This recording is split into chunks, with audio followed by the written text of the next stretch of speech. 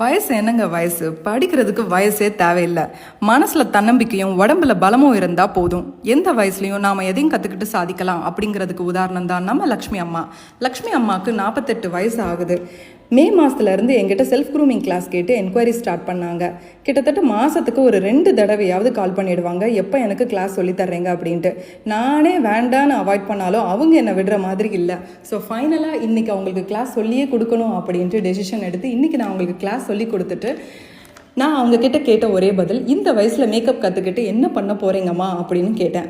அவங்க அதுக்கு நம்ம நீட்டாக ட்ரெஸ் பண்ணிவிட்டு மேக்கப் பண்ணிவிட்டு வெளியில் போகணும் அப்படின்னா நம்மளோட கான்ஃபிடென்ட் லெவல் இன்க்ரீஸ் ஆகும், நமக்கு ஒரு செல்ஃப் ரெஸ்பெக்ட் கிடைக்கும், அன்றைக்கி அந்த டேவே ரொம்ப ஹாப்பியாக இருக்கும்னு சொன்னாங்க. இந்த பதிலை கேட்டு எனக்கு ரொம்ப ஷாக்காக இருந்தது.